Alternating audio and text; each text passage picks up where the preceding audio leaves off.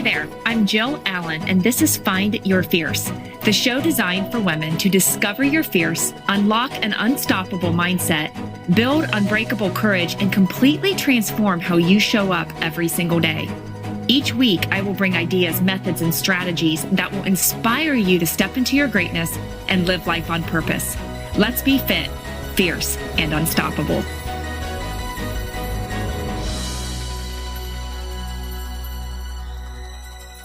Hey there, gang. Welcome to Find Your Fierce. I'm Jill Allen, and I'm so excited that you're here with me as we dive into another amazing episode 175, showing up each week to bring a little fire to your day. And we are talking about all the things when it comes to raising strong-willed kids with integrity.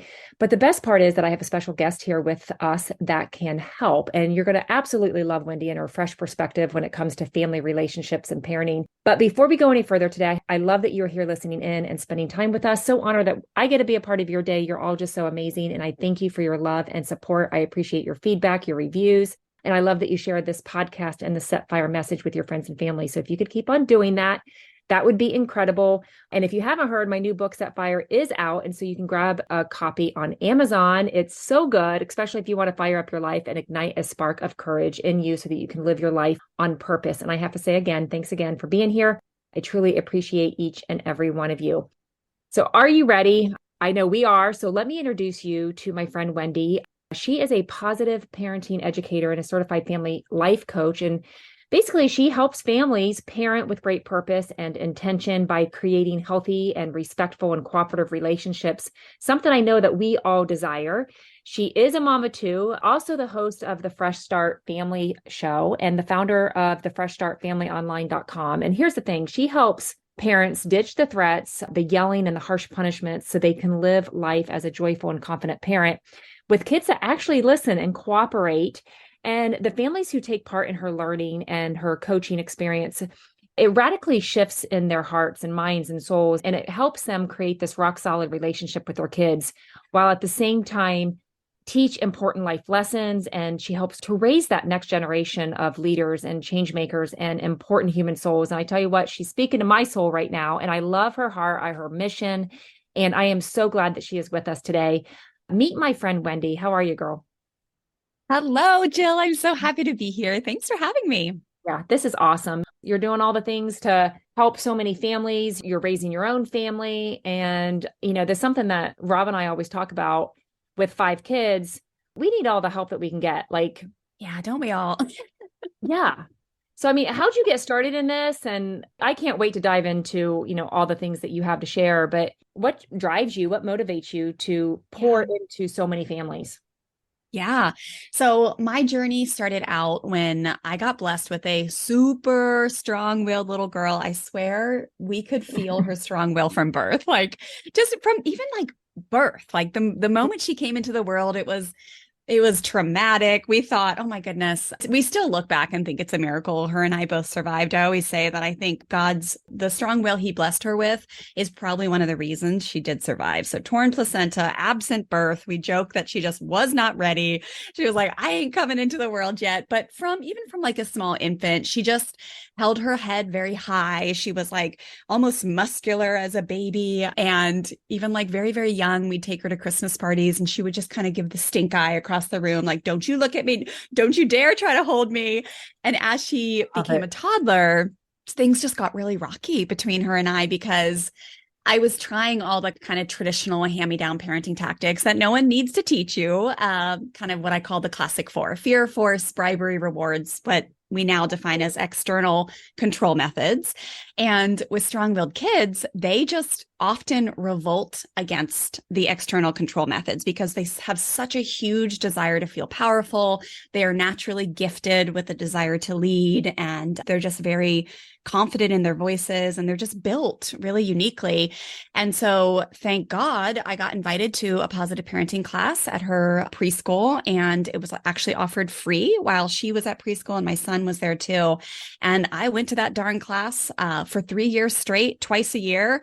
And I would just come in broken. And after fighting with her for the millionth time, she was the kind where I would say, don't pull the dog's tail. And she would pull it harder and look at me out of the corner of her eye. lie, or I'd Oh, say, yeah. okay, let's go right. And she'd go left.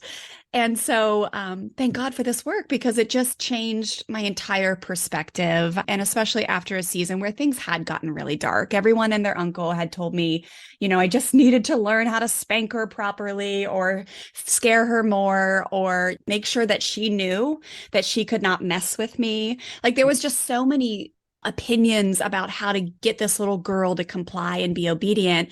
And it just wasn't working. And it never set right with me and my heart, my faith, everything. And so this just changed everything. So after a few years of doing this and seeing such beautiful, natural, organic growth in my own home, within my own heart, with my daughter, our relationship started to just blossom and bloom. And so I decided to become an educator and knew that I wanted to do more than just teach in my town. So that's when I founded Fresh Start Family. And now we have the honor of serving and supporting families all over the world because no matter if you are in, Ireland or you are in San Diego or Ohio, where you are, Jill, like parenting stress and challenges are the same for all of us, right? We're all doing our best to raise our little human souls that we have been blessed with. And so now we get to do that and help families all over the world. And I just am so passionate about helping families and especially families of strong-willed kids, because I do believe the degree of difficulty is quite a bit higher. They're just not the kids who go with the flow. Thank God. Yeah. My mind's like spinning with all of it, trying to like pinpoint even like with our kids and, just so much of it is so relatable.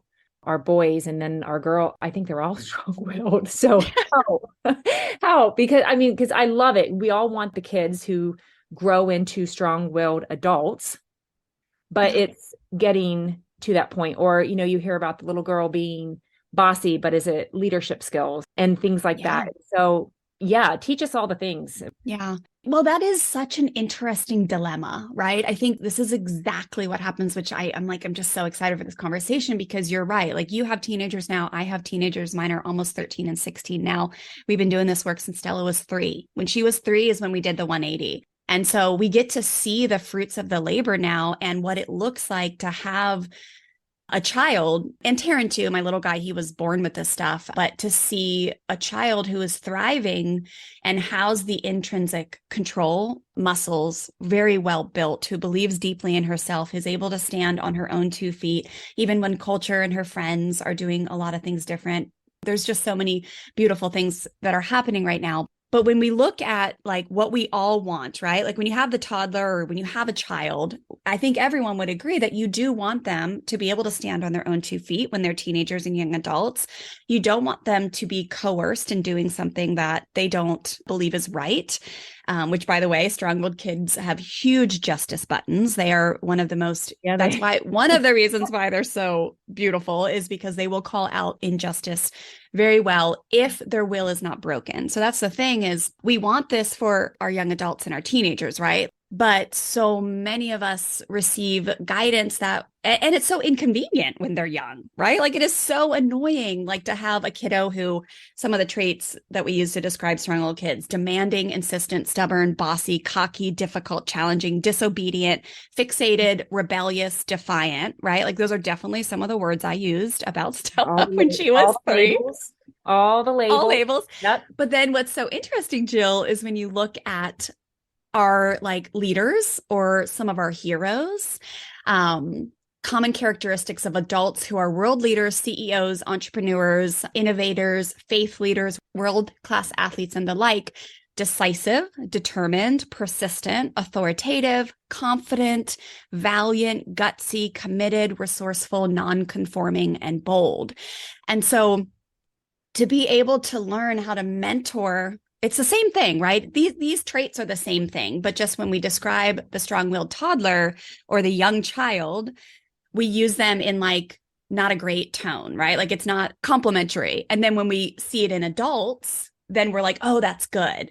But I'm here to help parents realize that we can always see, because it's pretty easy to identify. Like, I know you say you have 5, but when you really look at it, I have a feeling there's a few that just are a little bit more likely to not go with the grain. Like they're just a little bit stronger with their opposition. Like they're a little bit higher degree of difficulty, right? Like I can see both of mine. Like my little guy is very easygoing, just like his daddy. And there are a lot of times where he's like, thank God, is like, no, I won't let you treat me like that, big sister, or I don't want to do this, or whatever. Like that does happen. But the strong-willed ones really kind of live with a soul that is just yearning and like craving power so much. And so when we learn how to see that as not a hindrance and a curse, but instead a blessing, and when we nurture it, we then mentor these kids, which by the way, it's never too late to start mentoring this in your children. It's Okay. never too late, but you get to start really teaching them there's nothing wrong with you. Like, I can see you don't want to, and we still need to get it done. And there's a million ways we teach inside of my programs on how to like get them to actually move to action without overpowering, intimidating, using the fear, force, like threats, all that kind of stuff, yelling, raising your voice, like all the external control tactics. And it's like, we just want to meet each other where we are, right? Like when I found this work, Stella was 3, but I work with so many people who have teenagers who come into their program. And it takes so much courage and humility to say like, this is not working. Like I'm really divided with my teen right now. And instead of just doubling down on what culture keeps telling me I need to do, or even within my faith circles or the books that have been published, I'm going to actually listen to my heart, like follow what I feel like I'm being divinely guided to do, humble myself, take responsibility for the actions and the way I'm speaking to my kid, the way I'm disciplining my kid, and see if we can create some positive change here that's rooted in relationship, respect, and firm kindness instead of overpowering, again, fear, force, intimidation, all the things. So, oh gosh, Wendy, I just wish I would have met you years ago. You're right. We have 5 strong-willed children, but there is one. Yeah. There is one, and we all know it's Houston. Houston is our oldest one. I love that name. Yeah, That's a strong name. It is. Yeah, I'll tell you what, he is strong. And I just remember the battles. I mean, I even wrote about it in my first book. Like I can even get tears in my eyes right now just thinking about it. The battle that we had because he was so, well, in a negative tone, he was controlling. It's not that. I mean, and he was like a little entrepreneur at the age of 2, you know, Stella. and just absolutely amazing. And I'm so thankful that I didn't listen to the hardcore, you know, and believe all of those things. And all I kept hearing was love, love, love, just love this kid and always welcome him back in and speak life. Not that that was always spoken because we were so frustrated. Yeah. With that. And gosh, I just wish I would have.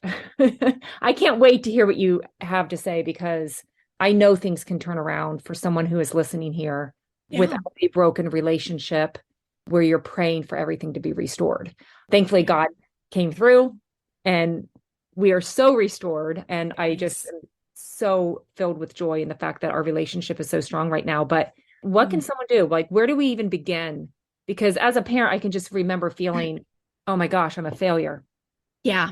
Yeah. And for me, it was like also like something's got to be wrong with this kid. Like you mentioned Yeah. Like I had Stella at doctors and I was like, dude, if someone just gives me a diagnosis of like, you know, oppositional defiance, that was right. That was one of them, right? Like maybe then like it'll all make sense. But then I realized nothing was wrong with her. Nothing was wrong with me. And like, so number one, you asked, what can you do? Number one is just realize what's happening. So it's like the paradigm shift. That's the number one thing we teach inside of our programs. Module 1 of our foundational program called the Foundations course. It's like, let's change our paradigm and just realize nothing's broken. We're just raising a strong-willed kid. And so what we teach is the kind of the old school paradigm is a misbehaving child equals a bad child equals a bad parent.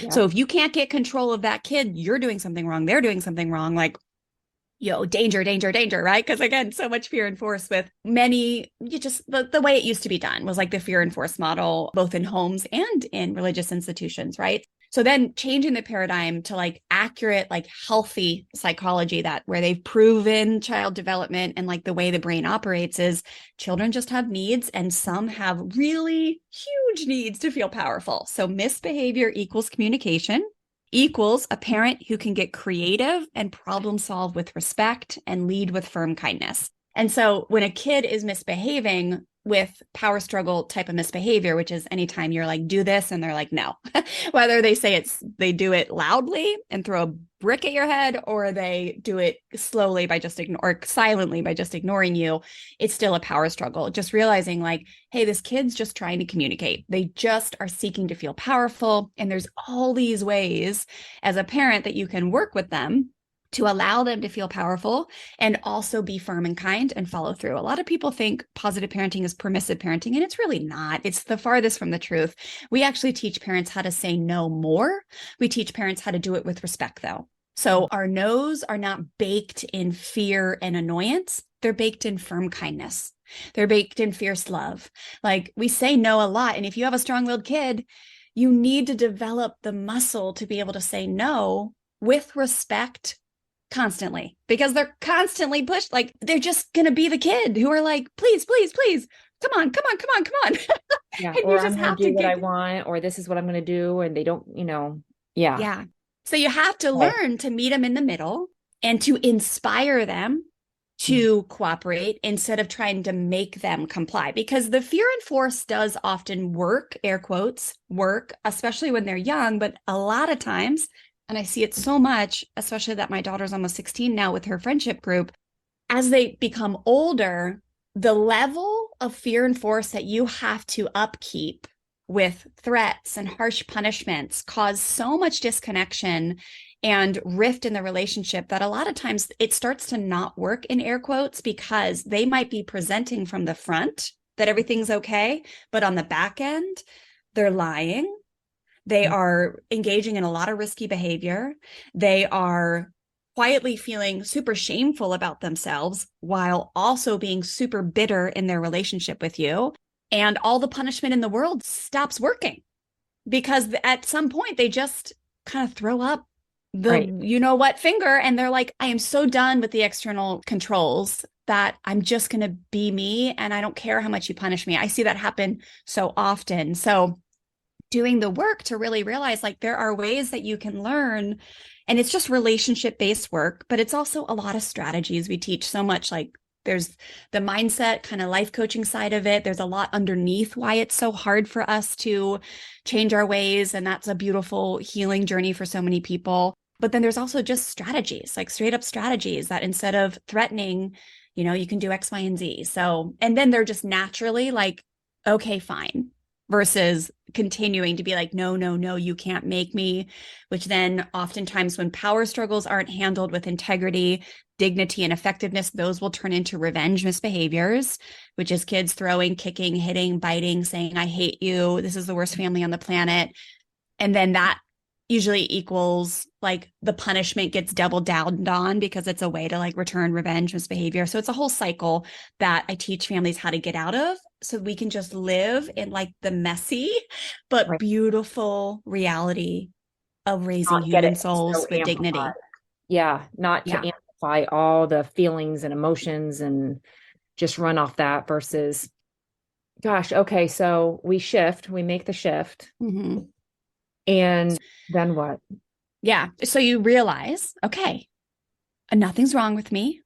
I Mhm. realize, oh, dang, I've been blessed with this kiddo that I think is what Wendy and Jill were talking about, super strong-willed, like has a strong need to feel powerful. The other needs are the need to belong, which often for strong-willed kids is like when they are the black sheep of the family and they're always the one getting in trouble and they're always the one being told like, stop it, stop, just stop being you. I am not proud of it, Jill, but I grew up in a home where shame on you was like a big statement. And I remember saying to Stella once, I think she was like 11, and I said to her, can you just stop being you? Mhm. And it sounds so like, but being an educator, that was just, not that long ago, is just so jacked up.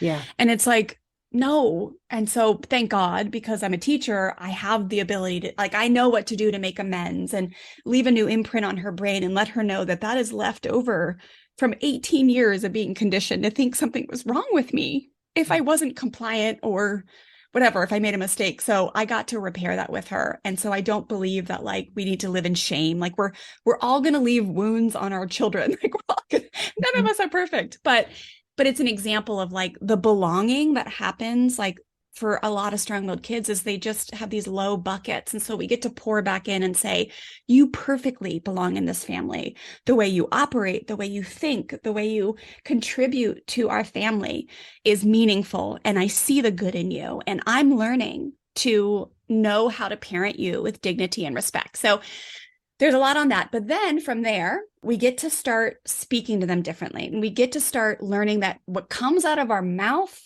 affects the way they respond well or they don't respond well. So that looks like adjusting our tones, starting to identify like, when are we communicating and choosing to have a constant flow of like threats, nagging, irritation, annoyance, frustration, anger. And a lot of times we're not aware of it until we start to realize like, oh, and we teach students how to do that without shame. So we help parents build self-awareness, which is like, oh, I am threatening 17 times a day. And we build self-acceptance, which is self-compassion, which is like, no wonder. That makes sense why you've gotten into this pattern. There's nothing wrong with you. You're not a bad parent. You're just learning a different way. So then parents learn to start communicating differently. And then from there, we start to understand like, okay, a little bit more about the psychology, which is like, what is the root cause of the misbehavior? Like, what is the reason why a child is having power struggle misbehavior, revenge misbehavior, inadequacy misbehavior, or attention misbehavior? And then after that, we learn to compassionately discipline, which is huge for strong-willed kids, because again, when you use compassionate discipline versus punishment, you're teaching how to help them learn a life skill with self-confidence and self-compassion, how to learn from their mistakes, and how to make a different decision tomorrow based in what they've learned today, not based in fear of being scared of you or being scared that their iPhone's going to be taken away, but more like, okay, I'm learning. I made a mistake. I can feel how that's off in my body. I can see how that doesn't respect myself or others. And now, because someone taught me with compassion how to make a different choice, why it's important to make a different choice, now I can go into tomorrow and actually be motivated to make a different choice. And that all comes from within. And again, for families of faith, from divine guidance. I remember saying it just a couple of weeks ago where, like, again, we use the whole phone tactic, right? Like, we're going to shut the phone down, the whole threat kind of thing. And it's like, but I don't want you to not do something because of the phone. Like, the phone should be a non-issue. Like that. Right. I want you to make the decision, because that's the right decision. Not because you're afraid of what mom's going to say or what you're afraid of, dad, or that the phone's going to be gone. Like getting them to do the right thing that feels right, not just, for that next step, but again, feeling what's right and what they're being called to do. Yeah. And it's so tricky, right? Like, it's so culturally, like, before you really get into this work, like, that's just what everybody does. Everybody just takes away the phone, right? And so it's like, that doesn't make you bad. But then you hear a conversation like this and you're like, oh, that's interesting.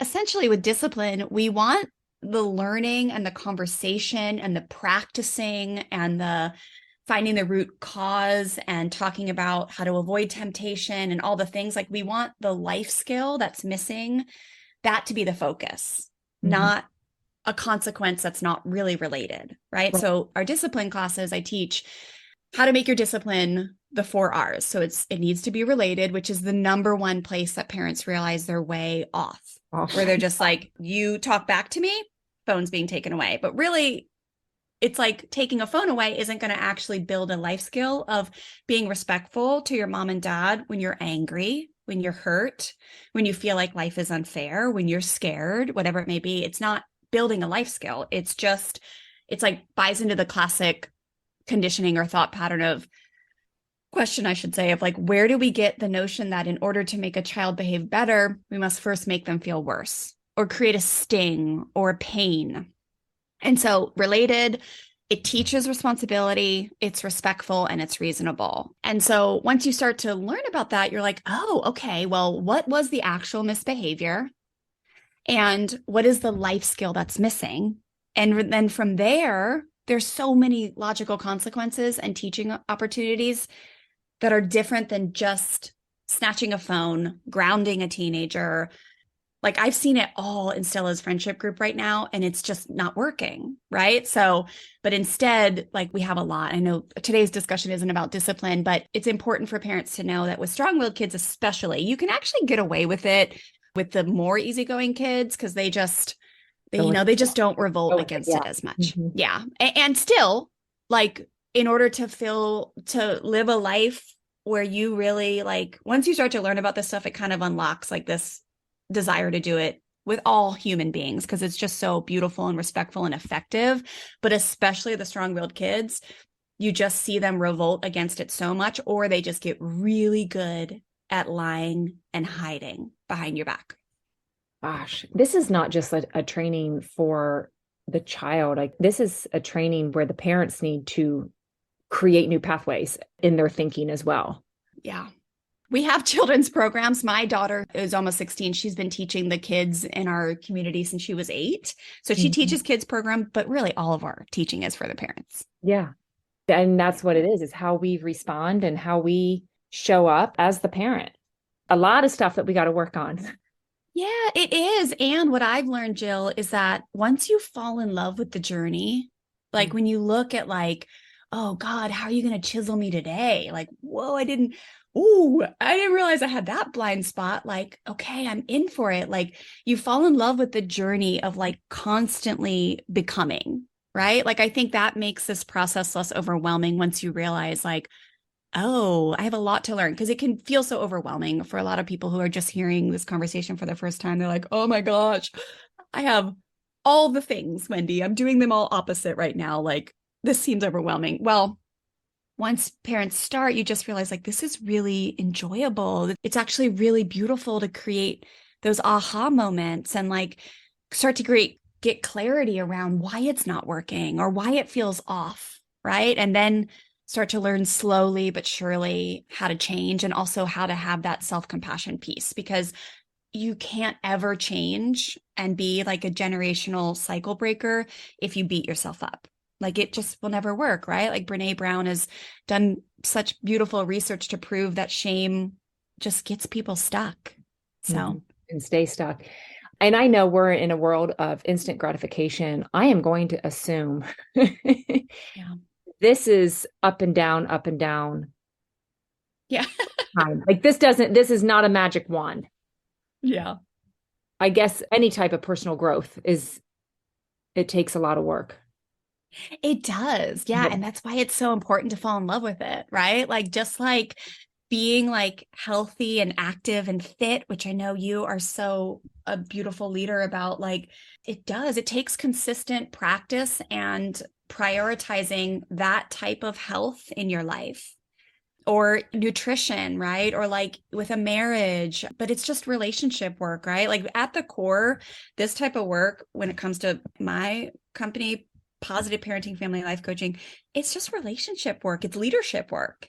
And so when you learn how to be in relationship with others through the hard times, through the messy moments, and still act with dignity and respect, you then become a better leader, or a more effective leader, I should say. I try to shy away from better and also right and wrong, but you become a more effective leader within your organization or your church ministry, or you start to grow closer with your husband when you learn how to give your children empathy more instead of judgment and condemnation.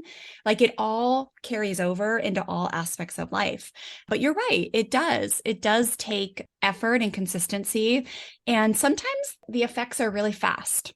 You know, I have people do classes with me where they're like, holy smokes, tonight, like bedtime was an entirely different situation. My kids just happily went to bed, whereas the last 5 nights, it's been like literal drama, stress. Like I've been threatening to hurt and harm them every single night. And then I never like, and tonight was fast. And then other times it's like, there's a lot of neural pathways to change, and fear-based thinking that has been ingrained in parents' brains that just takes patience to unpack and undo, and just habits. Like habits are so thick, right? Like knee-jerk reactions. I speak a lot, or I teach a lot about responsive versus reactive parenting, modeling, right? Where like you're like, why is my child like so aggressive and reactive? And then you're like, oh, because I'm modeling it. Yeah.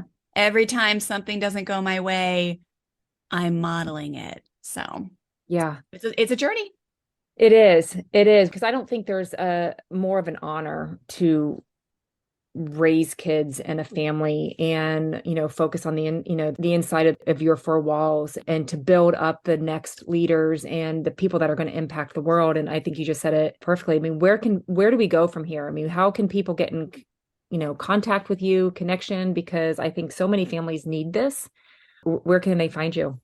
Yes. Well, I'd say first and foremost, just get yourself into like an actual learning type environment. So we have a quick start learning bundle that's free. You can head on over to freshstartfamilyonline.com. You'll get an extensive free learning guide, which will walk you through like some of the things we talked about today, especially when it comes to strong-willed kids, how to see them differently, how to work with them. I go through like a step-by-step process that will give you pretty actual fast results.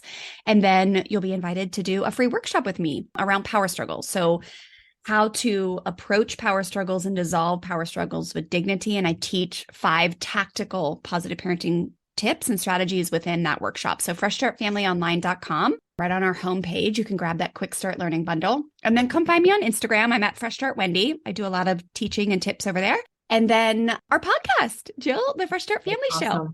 Yeah, no, yeah. I will make sure that all these links get sent out and make it available for all the listeners, because you have just did an amazing brain dump and just showered us with so many tips and love. And I'm excited to, like I said, I wish I would have met you years earlier, but this is definitely going to help someone out there that I know that's listening. So I cannot thank you enough for being here. Is there anything else that you want to add that you have on your heart? I guess we just want to bake in, like, wherever you are at in your journey, you are exactly supposed to be listening to this right now. And there is no shame, and judgment is one of my most passionate things as a leader of this organization, to just really create a judgment-free, shame-free environment. It totally makes sense. If you're like knee deep in the fear and force stuff, like, it makes sense. And like, just know that you are welcome here at this table to come learn and ask questions and explore. And really, that quick start learning bundle is the best place to start. Get yourself into a workshop, which is actually like a learning environment, right? Where we get to engage with one another, get to ask questions, like all that kind of stuff. But just know that you're exactly where you're supposed to be, whatever the timing is. Even if you have 18-year-old children, it's never too late. And it would just be an honor to serve and support all your listeners. So thanks for having me, Jill. This has been really fun. I love it. Thank you so much. We'll definitely have to connect again. Gang, before we wrap this up, there is something about getting outdoors, unplugging, and spending time in nature. And it's time to unleash your inner adventure with the Trailblazer Challenge that just kicked off. Registration is now open. You can join the challenge and be a trailblazer. Just head on over to jillallencoaching.com. You don't want to miss it. And if you're wanting even more fire in your day, there is so much for you to do. So you can join our Just Breathe Facebook group, snag a copy of my new book, Set Fire, that just released. Join the adventure of a lifetime this August for the backpacker. We are hiking the White Mountains and it's going to be epic. Just go to jillallencoaching.com for all updates, as we would love to connect with you. Positive connection is so game-changing. Come back next week. We are going to set some fire to your days and ignite that spark you have within. I know you're going to love it. It will help encourage and help you to up level. Thanks so much for joining us today, and I pray that we filled your heart with joy. If you could just let us know before hopping off here, that would be incredible. Subscribe, share this episode link on your social media if you felt encouraged or inspired, as we all know someone that can benefit. And I would love it if you would give some feedback and a review as well. Talk with you next time. Be fit, be fierce, be unstoppable. See ya.